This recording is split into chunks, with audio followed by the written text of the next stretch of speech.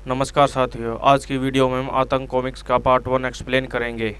ये क्या कर रहे हो तुम सब, चिल्ला क्यों रहे हो? सॉरी दीदी, लेकिन यह तो पढ़ाई का वक्त है, खेल क्यों रहे हो?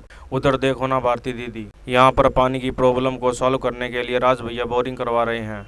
और पथरीली जमीन में छेद करने के लिए जो ड्रिल मशीन आई है वह इतना शोर कर रही है कि हम पढ़ नहीं पा रहे। लेकिन मुझे किस लिए बुलाया बच्चों? यहाँ पर किसी को खतरा तो नहीं है?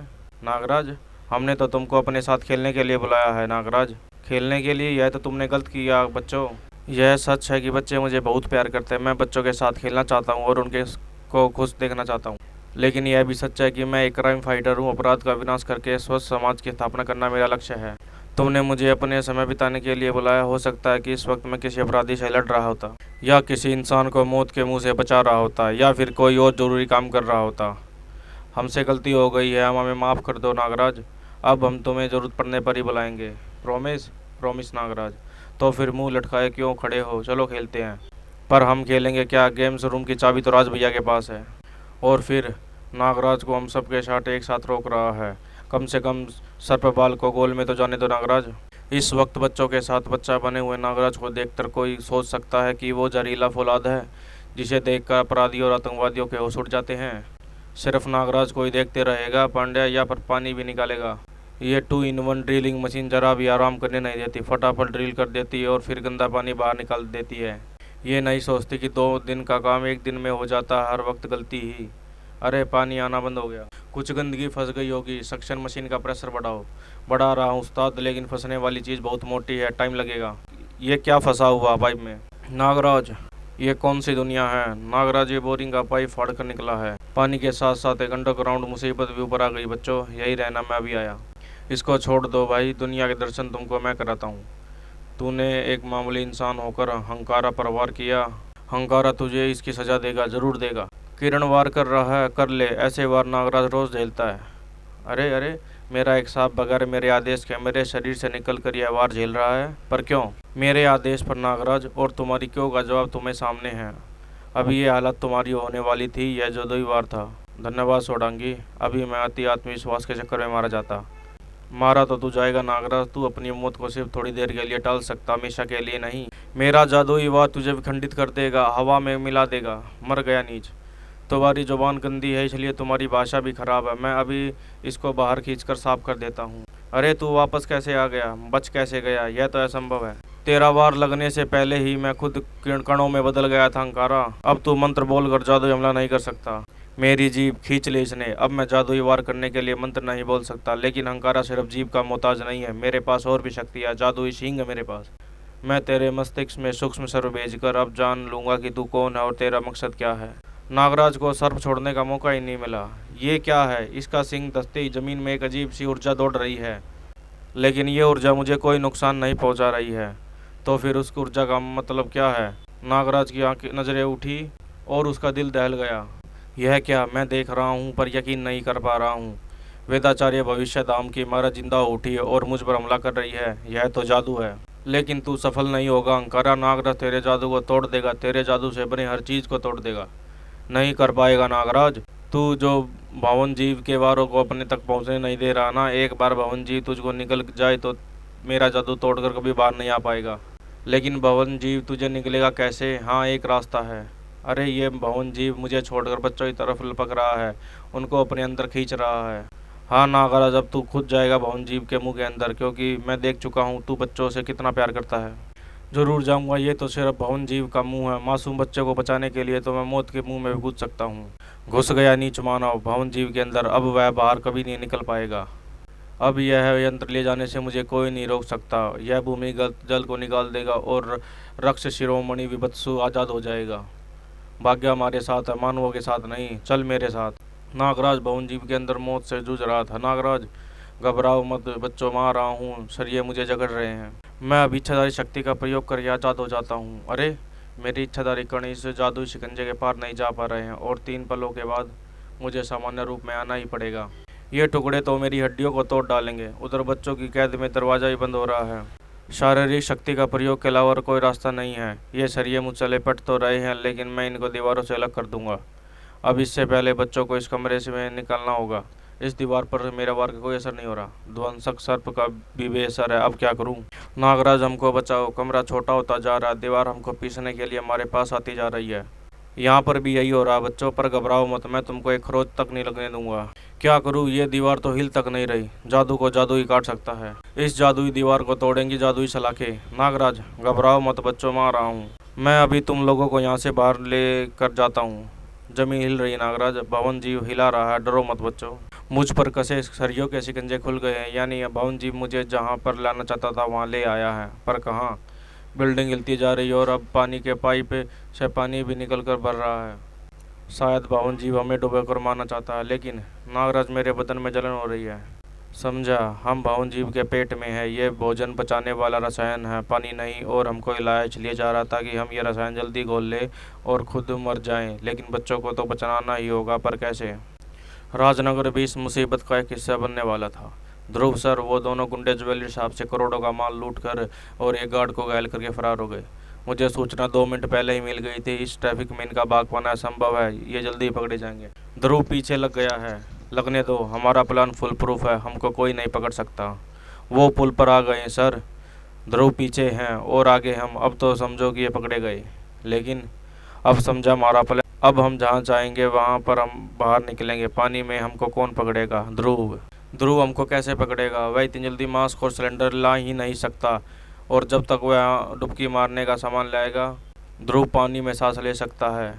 तुमने पहले क्यों नहीं बताया? तूने पूछा ही नहीं। लेकिन कैसे? कोई इंसान पानी में सांस कैसे ले सकता है? वह मछली है क्या? मछली पकड़ने वाला है। सुना किसी जादूगर ने उसके गले में कोई यंत्र फिट कर दिया और वह यंत्र पानी को भी ऑक्सीजन में बदल देता है। सत्यानाश, और गहरी डुबकी मारते हैं। ध्रुव लुटेरे के पीछे था। यह नदी काफ़ी लंबी और गहरी है, कई जगह पर तो हजारों फीट की गहराई है। इतनी लंबी और गहरी नदी में इनको ढूंढूंगा कहाँ? एक ही तरीका है, वो पानी में बगैर ऑक्सीजन सिलेंडर के नहीं रह सकते, और जहाँ ऑक्सीजन सिलेंडर होगा वहाँ बुलबुले भी होंगे जो सतह पर आएंगे। ये रहे बुलबुले। ये अपराधी ठीक इस जगह के नीचे हैं। जल्दी ही। ये तो हमारे पीछे आ गया। मर गए। किसी बुरी घड़ी में मैंने लूट का माल का बैग तेरे पास छोड़ दिया। खैर, अब जान तो बचाऊं। ये तो अब अपने आप सतह पर जाकर ही रुकेगा, जहाँ पुलिस इसका इंतजार कर रही है। लेकिन ये तो गहराई में उतरता जा रहा है। यह है क्या? यहाँ का पानी कुछ अजीब सा लग रहा है। मेरे पूरे शरीर में झटके से लग रहे हैं, नसें जैसे खिंचती जा रही है। मैं बदल रहा हूँ, शैतान बन रहा हूँ। मैं शैतान, और मैं जानता हूँ मुझे क्या करना है। मुझे संसार में उत्पात मचाना है, आतंक फैलाना दुनिया में। यह क्या हो गया? इसका रूप बदल कर भयंकर कैसे हो गया? और ये आतंक फैलाना क्यों चाहता है? कुछ ही देर में मुझे इसको पानी के अंदर ही रोकना होगा। मैं इसको राजनगर में तबाही नहीं फैलाने दूंगा। लेकिन कैसे? इतने शक्तिशाली प्राणी को कैसे रोकूं? यह तो मुझे खींचते ही ले जा रहा है। इसको रोकने के लिए कोई भारी चीज चाहिए, लंगर जैसी चीज। हाँ, मिल गई ऐसी चीज। ये डूबी हुई कार। छिछड़े का दम घुट रहा, हवा चाहिए, सांस चाहिए छिछड़े को। यह डोरी तो काफी मजबूत है और लिपटी भी कसकर है। इस बोझ को हटाना होगा। ये तो आग छोड़ता है, अब इसको कैसे रोकूं? ध्रुव सोचता ही रह गया और छिछड़ा सतह पर पहुंचकर अपने फेफड़ों में हवा भरने लगा। ये कौन है? खतरनाक लगता है। Shoot him. आग फेंकने वाले पर आग छोड़ रहे हो? मैं नहीं लेता। वापस ले लो। छिछड़े पर आग असर नहीं करती। छिछड़ा ठंड से मर सकता है, कड़कती खून जमा देने वाली ठंड से, जो यहाँ पर तो है ही नहीं। तूने अपनी कमजोरी खुद ही बता दी छिछड़े, अब तू नहीं बचेगा। करीम, सुपर कूल लिक्विड का इंतजाम करो और उसके लिए जल्दी से जल्दी गांधी पुल पर पहुंचो। इस पुल पर तो क्या अब कोई घर से बाहर ही नहीं निकल पाएगा। छिछड़ा ढाएगा कहर और बचने की गुहार लगाएगा यह शहर। तब छिछड़ा उनको बताएगा बचने की जगह। आग से के गोले पानी को खोलकर जादुई भाप में बदल रहे हैं, जो पूरे राजनगर में फैल रही है। मैं झुलस रहा हूँ। सतह का पानी भी खोल रहा है। पानी में और नीचे जाना पड़ेगा, लेकिन राजनगर को इस उबाल देने वाली भाप से कैसे बचाऊं? अब तो इस राक्षस को ठंडा कर कर सेकने वाले हर कोई भी चीज़ न मंगाई जा सकती है और न हिलाई जा सकती है। नागराज को भी कोई तरीका समझ नहीं आ रहा था। तुम लोग इस सर्प खेल से बाहर मत निकलना बच्चों। ये सर्प खोल खुद गलकर भी तुमको इस रसायन से बचाएगा, और इसके गलने पर दूसरा खोल तैयार कर दूंगा। बच्चों की तरफ से अब मैं कुछ देर के लिए निश्चिंत हूँ। अब इस भवन जीव को हिलना रोकना पड़ेगा। ये भवन जीव इस वक्त जीवित प्राणी की तरह व्यवहार कर रहा है, और जीवित प्राणी मेरे विष घोल देता है। देखो कि मेरे सर्व विष का इस जीवित इमारत पर क्या असर पड़ता है। नालियों में द्वार नागराज का विष पूरे भवन में फैल रहा है, और पूरे भवन की दीवारें गटगटा उठी, मानो भवन जीव चीख रहा हो। हाँ, मेरे विष का कुछ असर तो हुआ है। रसायनों की फुहार निकलना बंद हो गई और दीवार भी टूटने लगी है। हम पर ईंटें गिर रही है। ये भवन मैंने क्या कर दिया? भवन जी का शरीर गल रहा, अब यहाँ पर हमारी कब्र बन जाएगी। अगर यह भवन जीवित न होता तो शायद ये गलती नहीं करता। अब क्या करूं? हो, इस इमारत को फिर से पहले जैसा मृत किया जा सकता है। इसमें जीवन उस सिंह के कारण दौड़ रहा है जिसे अंकारा ने जमीन में दसाया था। उसके बाहर निकालने से इमारत फिर से आम इमारतों की तरह जड़ हो जाएगी, लेकिन उसके निकलने के लिए यहाँ से बाहर कैसे निकलूँ? मुझे बाहर निकलने की जरूरत नहीं है। मेरे शहर भर में फैले अपने जासूस सांपों को संकेत भेजता हूँ। वे उस सिंह को जमीन से बाहर खींच लेंगे और वेदाचार्य भविष्य धाम की बिल्डिंग फिर से सामान्य हो जाएगी। थोड़ी टूटी फूटी के बावजूद भी इमारत सही सलामत है। अब बच्चों खतरा टल गया है, अब हम सुरक्षित है। क्या भूकंप आया था नागराज? भारती, मुझसे ज़्यादा तो इन बच्चों को पता है, तुम इनसे ही पूछ लेना। मुझे उस शैतान को निपटना भी बाकी है जिसने इस मुसीबत को पैदा किया था। हंकारा गायब है और साथ में वह ड्रिलिंग मशीन भी, लेकिन ज़मीन पर मशीन के निशान साफ नजर आ रहे हैं। मशीन का पीछा करना होगा।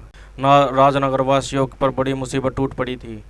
ये भाप कहाँ से आ रही है? सांस लेना तक मुश्किल हो रहा है, सारा शरीर झुलस रहा है। ध्रुव भी ऐसा हाय था। पानी तो और गर्म होता जा रहा है। पानी में और नीचे तो शायद मेरी हाल भी छिछड़े जैसा हो जाएगा। अब मैं न तो नीचे जा सकता हूँ, न ऊपर, और न ही यहीं पर रुक सकता हूँ। यह क्या? शायद ये छिछड़े को काबू में कर सके। छिछड़ा राजनगर पर कहर बरसा रहा था। अब ये मानव त्राईमाम करने लगे होंगे। अब मैं राजनगर में जाकर उनको बताऊंगा वह स्थान जहाँ पर जाकर उनकी जान बच सकती है। पहले अपनी जान बचाने की सोच छिछड़े। ध्रुव, अभी तक तू उबला नहीं है, कमाल है। मैं तुझको अभी उबाल देता हूँ। मेरा ख्याल तेरे शरीर में वैसे ही अलग हो जाएगा जैसे उबलने वाले पर छिलका।